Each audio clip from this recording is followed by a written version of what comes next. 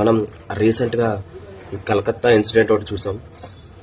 ఇదే కాదు, గతంలో కూడా చాలా అమ్మాయిలు ఇలాగే బలైపోయారు. కానీ ఎటువంటి మార్పు అనేది రావట్లేదు. కారణం ఏంటంటే మన దేశంలో కఠినమైన శిక్షలు లేకపోవడం వల్ల.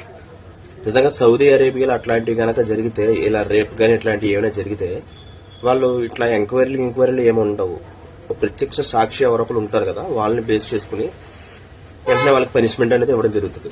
ఇక్కడ ఏంటంటే మేపడమే సరిపోతుంది జైల్లో పెట్టి. సో నేను ఒకటే చెప్తున్నాను, ఇలాంటి వాళ్ళు పుట్టుకొస్తూనే ఉంటారు. ఇది ఇప్పటితో ఆగేది కాదు.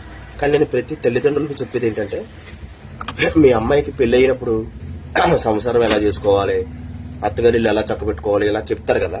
అలాగే అన్నప్పుడు తన ప్రాణానికి ఏమైనా హాని కలుగుతున్న సమయంలో తను రక్షించుకోవడానికి కల ఎలా ఉండాలి, ఎలా తను బయటపడాలి సమస్య నుంచి అనేది కూడా నేర్పించండి.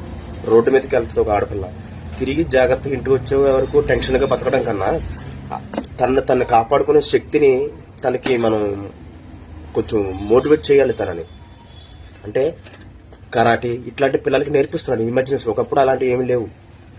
ఆత్మరక్షణ కోసం ఏదైనా చేయొచ్చు, తప్పులేదు. అవి నేర్పించాలి పిల్లలకి, ముఖ్యంగా ఆడపిల్లలకి అవి నేర్పించి తర్వాత వాళ్ళ లైఫ్ వాళ్ళు లీడ్ చేసుకుంటారు, భయపడక్కర్లేదు. సో దయచేసి ప్రతి ఒక్క ఆడపిల్లకి కూడా సెల్ఫ్ డిఫెన్స్ అనేది ఖచ్చితంగా నేర్చుకుని తీరాలి, అంతే.